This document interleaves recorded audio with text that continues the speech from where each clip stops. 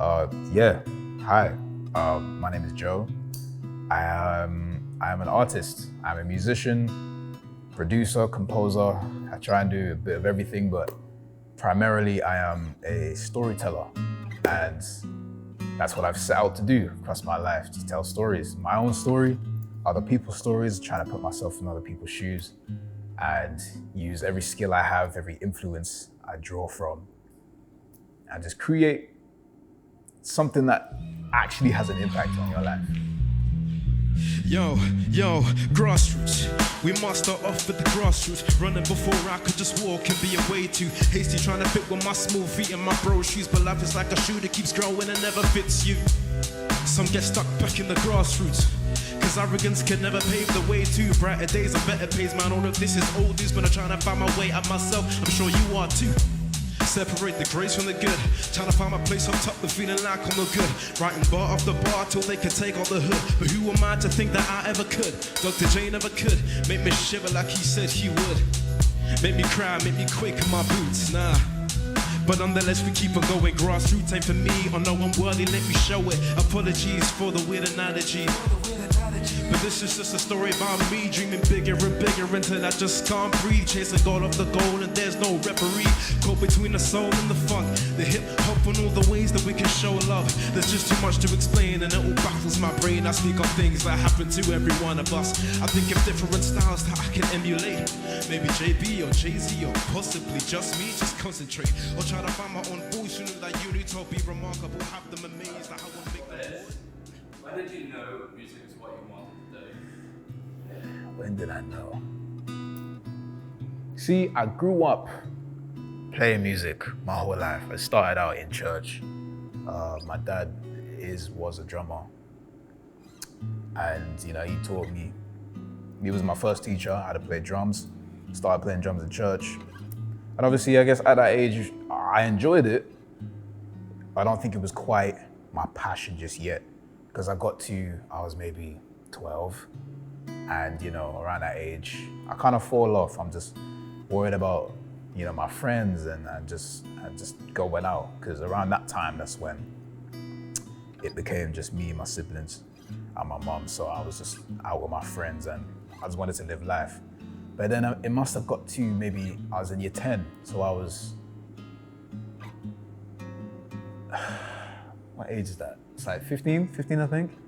And I started to get back into it. I started to become the drummer for like every band at high school, because I was only the one of few drummers there anyway. So me being very busy musically, I was kind of brought back into the craziness of music. And then I kind of started to think to myself, oh, you know what? I actually want to write my own stuff, because I was starting to mess around with the piano again. I had piano lessons when I was a kid, but I started to, sit by the piano again and mess around with different chords based on everything I'd heard like across my life, people playing, see what I could figure out with the limited knowledge that I had. And I started to enjoy it.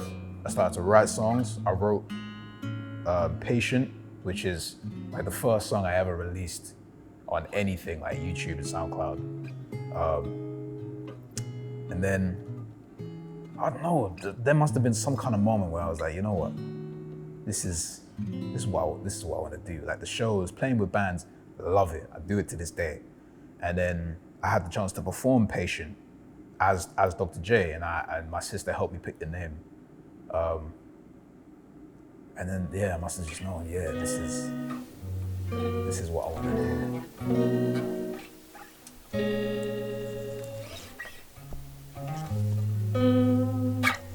We're working on a new song. Well, for me, it's not new, because I wrote this months ago, and I've had it planned to, like, all the songs on the album are planned.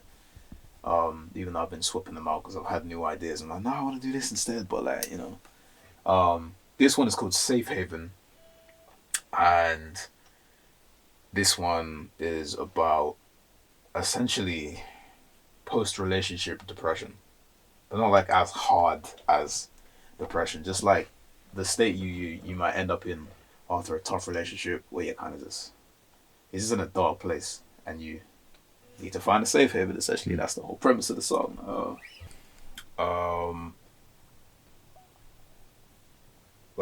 usually when I'm starting songs, it's always different. It depends on the song. Sometimes I'll make a beat and then write words to it, and sometimes that works, sometimes it doesn't. And then most of the time, I write the lyrics first with an instrument, and then think about how I want to produce it. Um, but yeah, it's been different for every song. A lot of the stuff I made on my EP, how I've been feeling like with psychedelic on it. That one, I think I made most of the beats first, then put the lyrics in afterwards. But yeah, a lot of these ones, I had these songs written for the longest time. So I had this album I did for the longest time. So now I'm trying to produce them. But I sometimes go back to different beats I've just made because I think they'll fit. So then I take them and I start using them. That's what happened with this one. Um, and yeah, it's songwriting can be a frustrating process. When you get it right, it is the best thing in the world.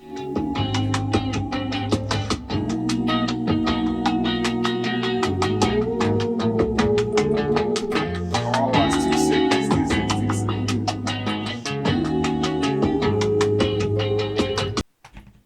I don't think someone in the other room. It's me. Hello. Are you recording? Sorry. Were you in the middle of recording something? No. Come in. Hello. I'm in my suit. I'm going to work in a bit. Yeah. Do you want to hear it? Yeah?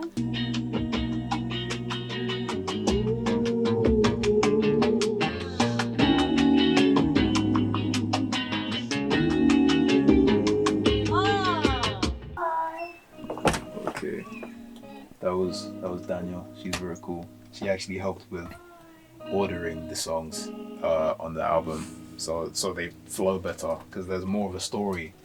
Yeah, this is a song about different ways we can hurt, and this very much ties into why I make music and the kind of music I want to make. Because I want to tell stories, and these different things fascinate me so much in life, and so I make music. But I feel like we can all benefit from hearing songs about that point in the relationship that we'll get to, like in my song Weary Eyes, or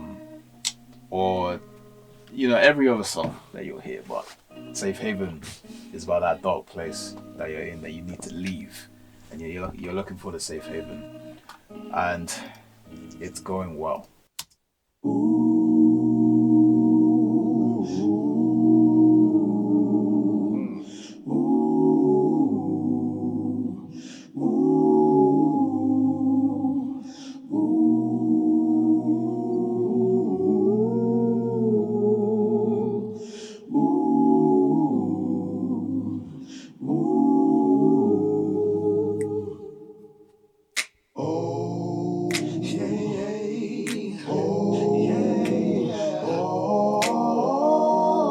Oh my day. Yeah. This album is gonna this album is gonna go off. And then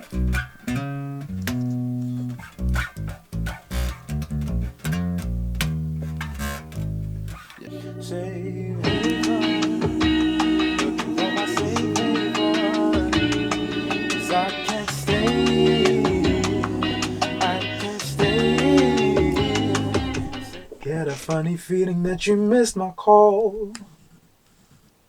Left voice notes and emails for you. Good Lord, man, I'm looking for you. Caught by regrets and I can't think straight. Dark thoughts cloud my brain, I'm in a dark place. Oh, I've wronged people, Lord. But in the same way they've broken me down, Lord. And I'm trying to move on, trying to move. Yeah, I'm gonna keep it as that bit and then do the chorus separately. Wrong people, Lord. Same way they've broken me down, Lord. And I'm trying to move on. Trying to move. Safe haven. Nah. Did lockdown affect you at all, or did it take you off? Lockdown was a blessing in disguise for me. Because once, obviously, first lockdown hit, I was like, cool, I get time off from college. Well, they did online lessons, but I got time off. And then you reach the point where every day becomes the same. It's like, oh, it's a bit long. But then I decided to challenge myself because just before lockdown, we had moved house, so I was in a good place as well. And my mom had got me my first MacBook, and I had Logic on it. So I was sorted, I was set. So then lockdown hit, and I decided, you know what? I released Patient. Let's try and make an EP. Let's go for it. Let's do it. And I've been doing loads and loads of research and practice on like different production styles and sampling and beat making and different things. So I went for it. I made the EP. I made The Start of Something Spectacular was the very first one. And because it's 7, it classes as an album. It was an EP for me. It's the debut EP. I made that all on my own. It sounds, say what you will, but that's where I began really. And that was all because of lockdown, because I had the time to focus on it completely. And then, again, later in the year, I think October, I made another one, How I've Been Feeling, with 6 songs. And that's the one with psychedelic on it. And the upscale is crazy. So the lockdown is how I was able, to get this train moving and, start leaning into the ambition and actually making stuff.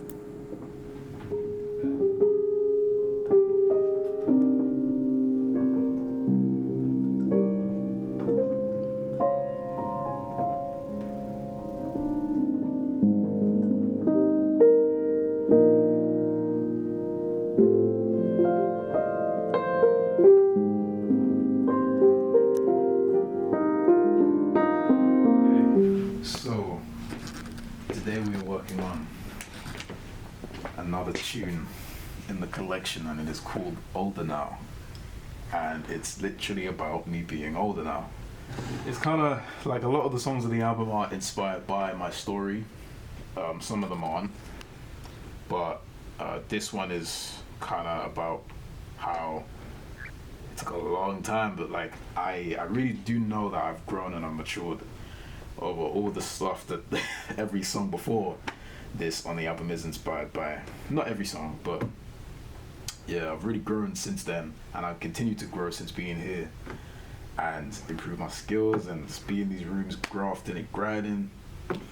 Yeah, the song's just about lessons I've learned, progression through time, and there's some like lessons for the people in there as well, typical lessons, but just a reminder.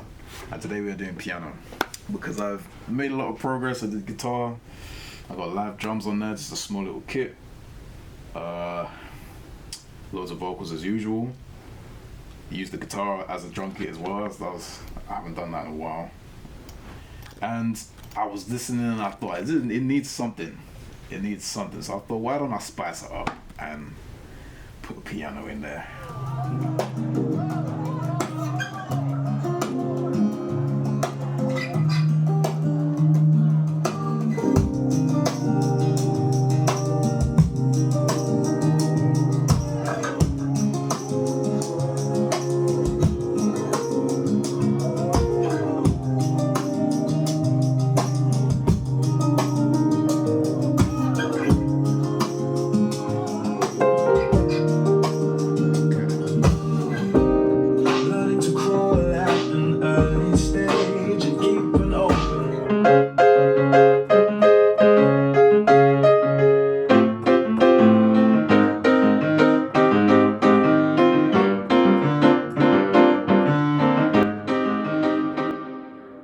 Personal experience.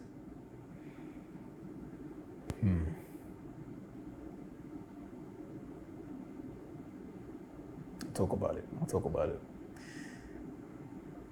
When the album took the form that it did by the end, it was very much about a real situation, a real person. It became my story. It's essentially what happened to me. I am the character that goes through this journey.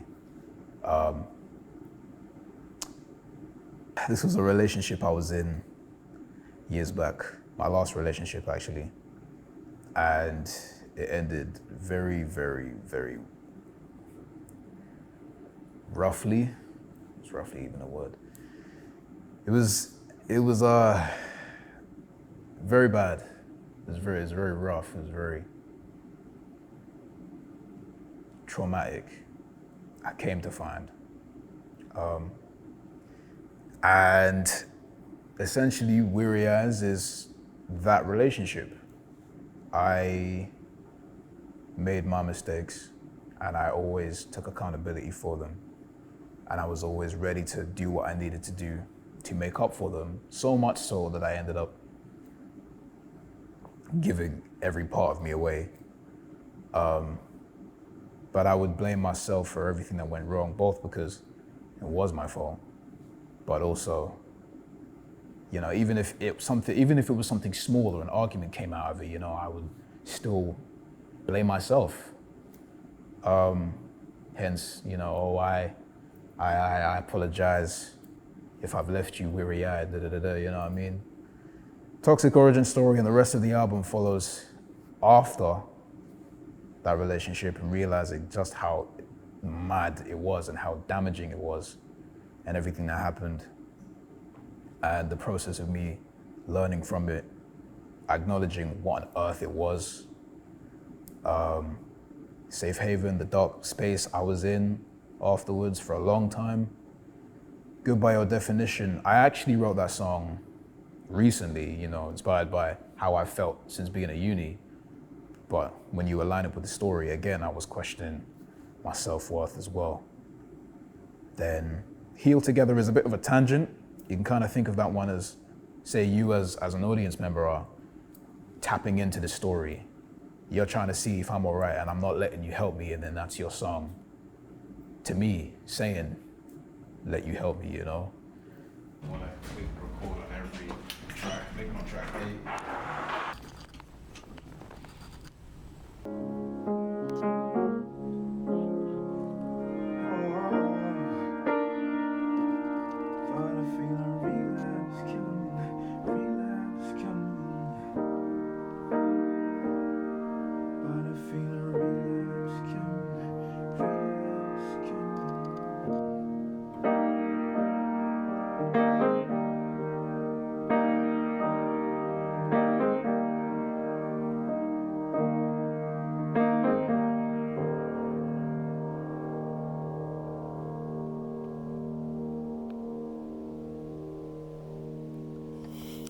Yeah.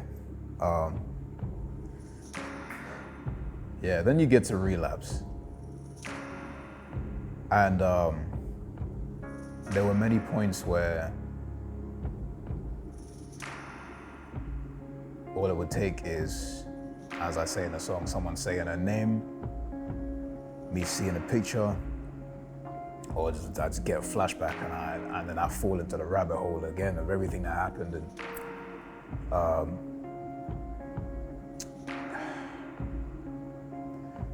yeah, I don't want to, I was never ever gonna speak badly on anyone's name, but it would just remind me how much damage I endured when the tables turned, so to say. I guess you could say I was almost reliving, which is kind of nuts, because like the album had a different order before the order you experience it in. And I promoted it as an anthology of disconnected stories about heartbreak, because at first they were just 12 different songs about heartbreak.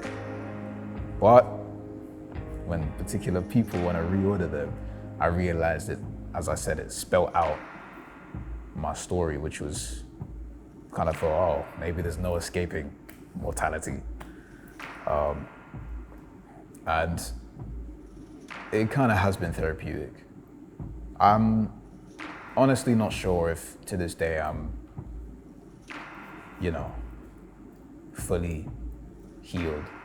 So working on our song together was like, I don't really know what's happening in the rest of them, but if this is the smallest, like most relaxing and healing kind of song, then I can't even imagine where it's gonna go in the rest of them. And then lo and behold, we hit the whole album and I'm blown away.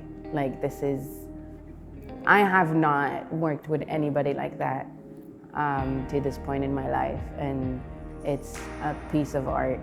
The rest of the album, it's a no-skip album, honestly. Like, when I was listening to it, I felt like every song could have been a single.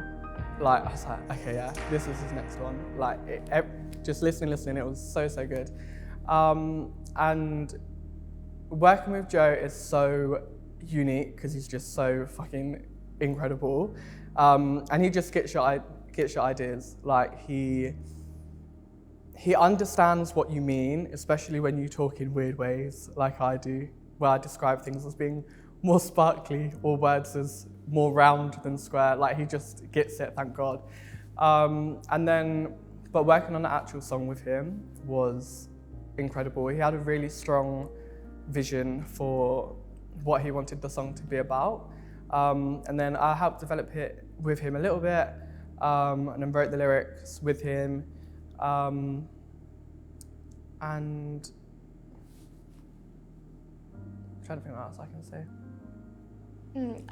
Well, listening to the album was amazing because we were just sat there for, must have been about an hour, and after every song everybody was completely shocked and silent. And yeah, working with Joe was great because Joe's obviously a very talented man. He knows what he's doing, but I feel like sometimes he has like a little bit of self-doubt, and so he wasn't so sure about a couple of things on the album. There was a really beautiful part at the end of Relapse, and he wasn't sure whether he wanted to keep it in. And I've been accused of ruining the album because I made him keep it in and I made him make the song about 6 minutes long. How much can I expose? So, Joe, once the album's done, what's the plans for the future? What's the plans for okay. I don't want to say too much, but there's two things I will say. When I first announced Weary Eyes, I said that this would be a 2-year journey. Yeah, it's gonna. Oh, the plans are beautiful. Plans are beautiful, and I cannot wait to execute them. But I will say that there is just there's more to come. There's more, plenty more. So be ready, because I will be.